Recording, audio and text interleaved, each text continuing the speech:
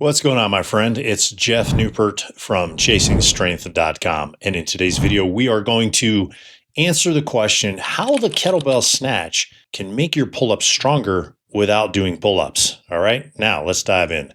Now, look, I get it. On the surface, that does not even make sense, does not compute, right? What about the law of specificity, Jeff, which says in order to get better at doing pull-ups, you got to do pull-ups, right? How can not doing pull-ups and only using the snatch make your pull-ups stronger, right? Again, especially if you're not doing pull-ups. I get it. It can be hard to swallow. Maybe even it smells like a big old heaping pile of cow pie, right? The two don't even seem to be remotely related. And again, this is one of the promises of kettlebell training is properly performed kettlebell training and properly selected exercises, okay, can eliminate the need to do traditional exercises, okay? So to that end, I have never heard anyone try to explain this, or I've never read anybody who's tried to explain this. So I thought it would be a fun kind of video to make, right, and do that here. Okay, but first, let us use a picture. I'm going to flash a picture up here of your lats, okay?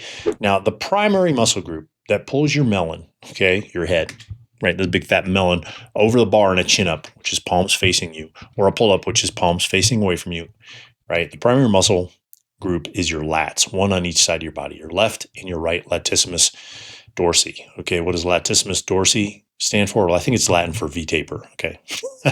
All right, obviously, I'm just kidding.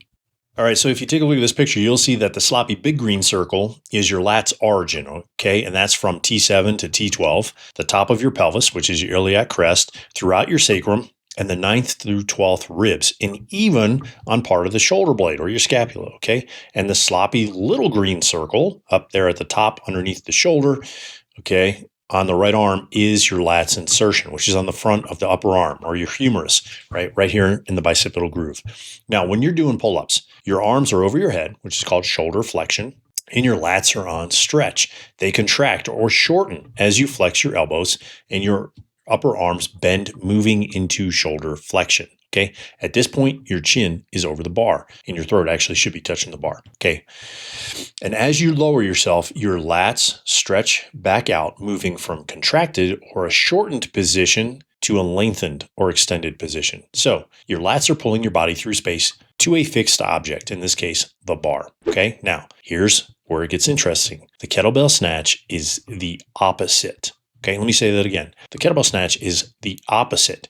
Now, stay with me here because this is where we're going to kind of geek out on movement and anatomy, all right? Now, recall with the pull-up, the shoulders start in flexion, okay? This is flexion, and they move into extension and then back to flexion. So we have flexion, extension, flexion. Now, with a snatch, the shoulder starts in mild flexion, okay? And then moves into extension, which is the hike pass under the legs, and then moves explosively into full flexion, where the kettlebell is fixed over your head. Then it moves quickly back into extension. This is done on a cycle, and it essentially looks like this. Okay, we have extension into flexion and back into extension. Now, if you recall, that's the opposite of the pull-up, right, or the chin-up. Okay, now back to the snatch. Here is where and how the lats work in the snatch. Okay, number one, they contract as a spinal stabilizer on both the backswing of the snatch and the snatch itself during its upward trajectory to fixation over your head. All right. And equally, if not more importantly, number two, they act as a brake, like the brakes on a car, right? And decelerate your arm and the kettlebell as they hurtle through shoulder flexion towards fixation over your head. The heavier the kettlebell, the more those brakes or your lats have to work, right? The faster that kettlebell moves, the harder and faster those brakes, your lats, have to work. This is called eccentric loading. So if you've ever lowered a heavier than normal barbell to your chest as part of your bench press training only to have your buddy help pull it off you, it's the same thing, eccentric loading. Plus, snatches like pull-ups and chins also train your biceps, your forearms, and your hands, your grip strength, okay? But essentially, they do so, again, eccentrically. So if you've ever done a high-volume snatch session, you'll know what I mean. Your hands are tired and your biceps are sore. Look, Ma, no biceps, girls, he said, okay? I'm cracking myself up today. Now, furthermore, snatches actually work your abs in the anti-rotation anti-extension component of abdominal or core function. All right. And again, more eccentric work along with a healthy dose of isometric work thrown in there to boot. Okay.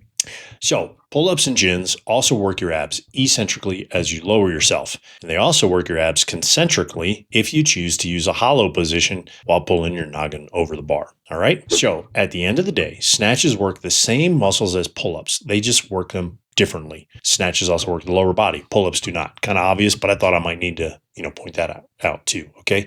And that's why you can snatch to get stronger pull-ups without doing pull-ups. In fact, I just got this comment recently on one of my YouTube videos by David Wagner 9644. Okay, here's what he said. He said, "This is true. I live in an apartment in the upper Midwest, so I do not have access to a pull-up bar in the winter, and I'm not going to go to a gym for 3 months, so I have access indoors, nor do I have any faith in doorway pull-up bars at 210 pounds. I did one-arm snatches with a 32 kilo and double 28 snatches December 2024, January 2025, February 2025, and part of March 2025. November 2024, I could do 13 pull-ups. No pull-ups until March 15th of this year. I can do 18. I'm now 203 pounds. I was 212 in November." Right? So I think that's a pretty good affirmation of what I'm talking about. So, of course, it goes without saying, if you're going to snatch, you should have great snatch technique and you should have intelligent snatch programming. If you need both of those or just one of those, you can get them both inside my program called the King Sized Killer. I'll leave a link to that program in the video description below. All right. Not only will it most likely increase your pull-ups, but if you're like most users, right, most King Size Killer users, you will also see, number one, increased muscularity in your shoulders and arms. Number two, decreased body fat, but via a leaner waist and more muscle definition. And number three, improved or increased power output and conditioning when you're on the mats or with the heavy bag, to name but a few. Okay. So hopefully this video made sense and you now have a clearer understanding of how the snatch can make your pull-ups stronger without you ever having to do pull-ups. But as usual, don't take my word for it. Instead, test it out and see for yourself. So hopefully you found this video helpful. If you did, click the like button, smash the subscribe button, leave me a comment in the description below. Have you seen snatches transfer over to increased pull-up numbers? And if so, what were the results? Okay. And any other comment, just keep it classy. All right. Until next time, my friend, stay strong.